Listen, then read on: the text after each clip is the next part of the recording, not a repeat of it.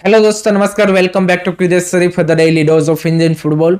तो सबसे पहले बात करते हैं काफा नेशंस कप 2025 के बारे में। तो कल फाइनली भाई काफा एंड एएफएफ ने ऑफिशियल अनाउंस कर दिया है कि India is all set to participate in CAFA Nations Cup 2025, जो कि 29 ऑफ अगस्त से स्टार्ट हो रहा है। इंडिया का पहला मैच है against Tajikistan on 29th, then 1st of सितंबर को against Iran and then 4th of सितंबर को अगेंस्ट अफगानिस्तान, जिसमें भाई ईरान की हमें शायद second strange team B team देखने को मिल सकती है, क्योंकि ये tournament outside FIFA window start हो रहा है। तो उनके जो मेन प्लेयर्स है वो अवेलेबल नहीं होंगे, पर्टिकुलरली यूरोप में जो है प्लेयर्स लाइक मेहदी तेरेमी वो अवेलेबल नहीं होंगे। एंड उसी के साथ उनके जो ईरानियन लीग में भी जो प्लेयर खेल रहे हैं उसमें से भी कई सारे प्लेयर में भी later stage of the tournament में ज्वाइन करें, क्योंकि ईरान में भी जो लीग का लास्ट मैच डे है before this tournament is 26 of अगस्त। सो वो भी उतने तुरंत आई डोंट थिंक सो कि ज्वाइन कर पाएंगे। सो इंडिया के सामने हमें सेकंड स्ट्रेंज टीम देखने को मिल सकती है।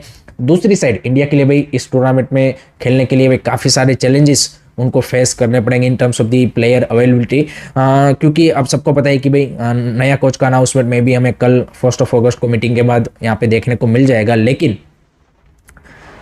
नए कोच के लिए जो प्लेयर सिलेक्शन का पूल है वो काफ़ी लिमिटेड हो जाएगा। इसके दो तीन रीज़न है। सबसे पहला रीज़न कि भी आपका अंडर 23 एएफसी एशियन कप क्वालिफायर्स भी सेम टाइम पे ही होने वाला है। 3rd ऑफ सितंबर को इंडिया का पहला मैच है। सो 25 प्लेयर्स आपके जो अंडर 23 के अच्छे प्लेयर्स होंगे वो वहाँ पे आपके एलोकेट हो जाएंगे, क्योंकि अंडर 23 क्वालिफायर्स भी काफ़ी क्रूशल है। अब ये अंडर 23 के जो कोच हैं नौशाद मूसा एंड जो हमारे नए कोच बनेंगे नेशनल टीम के, उन दोनों के बीच में डिस्कशन होगा कि भाई कौन सा प्लेयर अंडर 23 क्वालिफायर्स खेलेगा, कौन सा सीनियर टीम के साथ जाएगा, क्योंकि दोनों ही टूर्नामेंट आपके लिए क्रूशल है। सो वो वहाँ पे एक आपको 25 प्लेयर का कैसे कि लॉस होगा। दूसरी साइड आपके जो आईएसएल क्लब्स के प्लेयर्स है उसमें से 6 ही क्लब है कि जो दुरांत कप में पार्टिसिपेट कर रहे हैं, तो उन्हीं में से आपको most of the player pick करने पड़ेंगे, बिकॉज बाकी क्लब्स के प्लेयरों ने अभी तक प्री सीजन भी स्टार्ट नहीं किया, तो वो मैच रेडीनेस है ही नहीं उनमें, वो मैच रेडीनेस उसमें उनमें है ही नहीं। सो वो एक अनदर प्रॉब्लम है। तो आपके जो दुरांत कप वाले प्लेयर्स है वही आप पिक कर पाएंगे।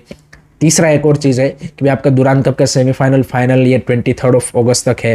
तो दुरांत कप के सेमीफाइनल फाइनल में मोस्ट ऑफ द आपके आईएसएल के जो क्लब है Mohun Bagan, East Bengal, north east, Punjab FC, Jamshedpur, इनमें से ही कोई होगा 3-4 क्लब, ठीक है।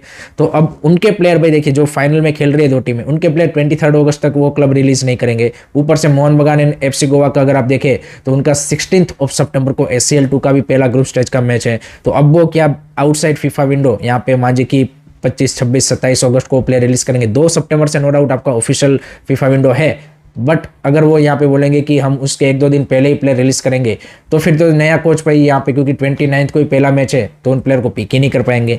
सो चैलेंजेस काफ़ी सारे इंडिया के लिए भी इस टूर्नामेंट में in terms of the player availability रहने वाले हैं। लेट्स सी नया कोच इसको किस तरह से टैकल करते हैं इस सिचुएशन को। एंड विथआउट आईएसएल देखिए आपका ये जो शेड्यूल का इश्यू है वो अभी भी ऐसे ही चला आ रहा है। लास्ट ईयर हर साल हम ये इश्यू देखते हैं कि आपके क्लब एंड जो इंटरनेशनल मैचेस है उसमें भी क्लैश हो रहा है, एंड एआईएफएफ की जिस तरह की प्लानिंग होनी चाहिए वो यहाँ पे नहीं कर पा रहे, क्योंकि ये दुरांत कप भी उनको आर्मी को जो ये विंडो दिया 1 महीने की जगह अगर उनको बोलते कि भाई 15 दिन में आप टूर्नामेंट खत्म करो, कर सकते थे। ये टूर्नामेंट 15 दिन में खत्म हो सकता है, लेकिन दुरांत कप को इतना स्ट्रेच करके आपने वहां पे भी चीजें अपने लिए ही खुद डिफिकल्ट बना दी, जबकि आपको पता था कि भाई आप देखिए अंडर 23 के लिए भी इश्यू आ रहा है। अंडर 23 का अभी तक कैंप नहीं लगा है या फिर प्लेयर उनको नहीं मिल रहे हैं, उसमें भी सेम इश्यू है कि दुरांत कप में जो क्लब खेल रहे हैं वो बोल रहे हैं कि हम हमारे अंडर 23 प्लेयर अभी रिलीज नहीं करेंगे। सो खुद ही आपने देखी जो टूर्नामेंट 15 दिन में खत्म हो सकता है, 5 वेन्यू में टूर्नामेंट खेला जा रहा है। ऐसा भी नहीं है कि एक वेन्यू में खेला जा रहा है, तो आप एक साथ एक दिन में 2 से ज़्यादा मैचेस नहीं कर सकते हैं, but AFF and planning and scheduling आपको पता ही है कि किस तरह से चलता है। तो ये सारी चीज़ें क्लैश होने वाली हैं, and let's see how they are gonna find the solution and किस तरह से कौन कौन से प्लेयर पिक किए जाते हैं। आपका क्या ओपिनियन है कमेंट सेक्शन में ज़रूर बताइए। अब क्योंकि नेशनल टीम की बात की है तो जो कोच का कॉन्ड्रम है वो अभी भी बना हुआ है, एंड जैसे मैंने अभी बताया कि भाई कल इसके ऊपर से सस्पेंस हटेगा, and 2 coach Khalid Jamil and Stephen Constantine यहाँ पे रेस में है। जो मैंने सोर्सेज से अभी भी मतलब हर दिन में अपडेट ले रहा हूँ तो उसमें वही पता चल रहा है कि भाई कुछ लोग हैं वो खालिद जमील के लिए फेवर कर रहे हैं, कुछ लोग हैं वो यहाँ पे स्टीफन कॉन्स्टाइन का फेवर कर रहे हैं। एंड कल देखते हैं कि भाई एक्सको में कौन कौन से मेंबर यहाँ पे इंडियन कोच के लिए जाते हैं या फिर कौन कौन स्टीफन कॉन्स्टेंट के लिए जाते हैं, एंड उसके बाद जो डिसीजन है वो बनेगा। स्टीफन ने एक चीज़ यहाँ पे बाय द वे एएफएफ को मैसेज क्लियर कर दिया है कि सैलरी की पॉइंट ऑफ व्यू से यहाँ पे यू कैन से कि he is open to negotiate, तो वो एक कोई इश्यू नहीं होगा अब कि भाई आपके पास फंड का इश्यू है इसलिए हम इंडियन कोच के लिए जा रहे हैं। वो पॉइंट अब एएफएफ एक्सक्यूज के तौर पे नहीं दे सकता, बिकॉज स्टीफन ने यहाँ पे उस चीज़ के लिए भाई नेगोशिएट या फिर लोअर डाउन करने के लिए बेसिकली उन्होंने बोल दिया है। So now it's all depend on the AFF Exco committee कि भाई कौन कोच है कि जिनको वो फाइनलाइज करते हैं। सो लेट्स सी, कल हमें पता चलेगा। एंड चैलेंजेस उस कोच के लिए जैसे हमने स्टार्टिंग में बात की काफ़ी रहने वाले हैं, particularly this CAFA Nations Cup. And उसके बाद अक्टूबर में भी उनके लिए चैलेंजेस होंगे, क्योंकि काफा नेशंस कप के बाद भी ऐसा तो नहीं है कि आपका क्लब फुटबॉल स्टार्ट हो रहा है। सो अगेन प्लेयरों के लिए वो जो प्री सीजन मैचेस है वो यहाँ पे काफ़ी कम होंगे, एंड उसी में उनको यहाँ पे रिजल्ट भी प्लेयरों से प्रोड्यूस करके देने पड़ेंगे। So tough time ahead, and what do you think guys, do let me know in the comment section. Next बात करनी है भाई आईएसएल क्लब्स के बारे में, because situation is becoming more and more worst. And आपने जैसे मैंने कल बताया था आपको कि 8 आईएसएल क्लब ने एएफएफ को लेटर लिखा है कि हमें मीटिंग करना है। एंड सामने एएफएफ ने रिस्पांस दिया कि भाई आपकी ओर से कौन कौन आने वाला है ये बता दीजिए।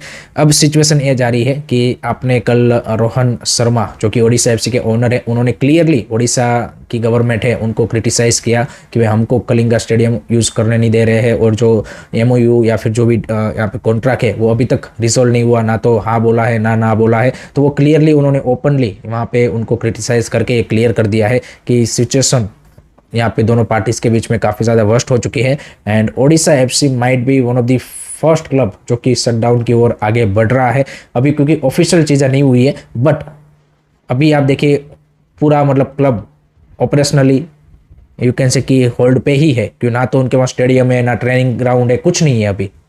सो अभी ओडिशा एफसी के ऑपरेशनल पॉइंट ऑफ व्यू से कुछ भी नहीं हो रहा है। एंड यहाँ पे चीज़ ये है कि क्लब्स वेट कर रहे हैं कि भाई कौन पहले अनाउंस करे, क्योंकि जो भी पहले अनाउंस करेगा शटडाउन का या फिर पूरा होल्ड करने का, उसको भाई बैकलैश ज़्यादा झेलना पड़ेगा। एक और खबर ये आ रही कि कुछ क्लब यहाँ पे 1 अगस्त से जो कोचिंग जो स्टाफ है उनका सैलरी भी होल्ड करने जा रहा है। कुछ क्लब एक और महीना वेट करेंगे 31 अगस्त तक का, उसके बाद वो यहाँ पे प्लेयरों की एंड जो भी स्टाफ होता है क्लब लेवल पे उन सब का सैलरी होल्ड करेंगे।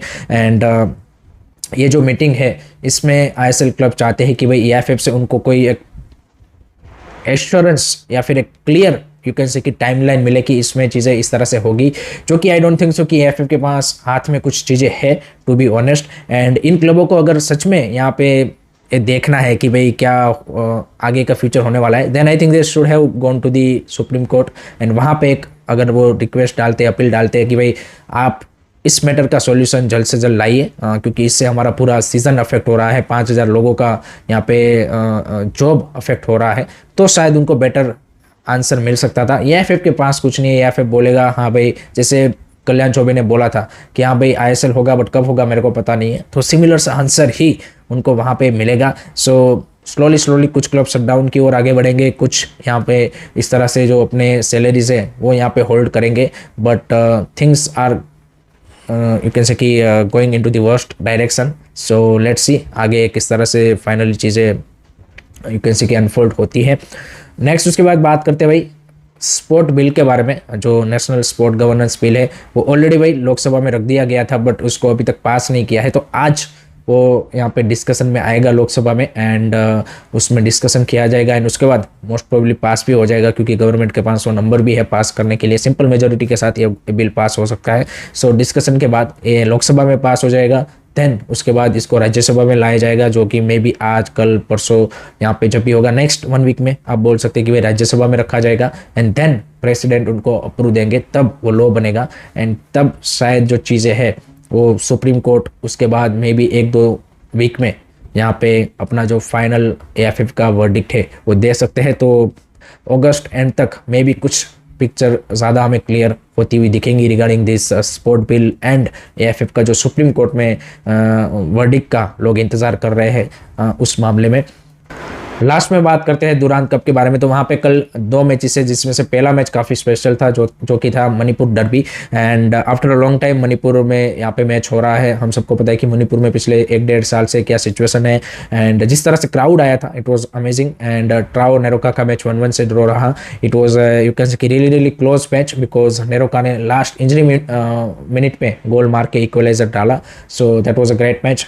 दूसरा मैच था यहाँ पे आपका Namdhari FC versus South United FC का, जिसमें भाई नामधारी ने उस मैच को जीत लिया है। So those are the result we get from the Durand Cup. आज भाई कोलकाता डर्बी है between Mohun Bagan and Mohammedan नसीर। That would be interesting match. So that's it from my side guys regarding today's Indian football news. I hope कि आपको video पसंद आया होगा। Keep supporting Indian football, don't forget to like share subscribe करिए सरी। जय हिंद, जय भारत।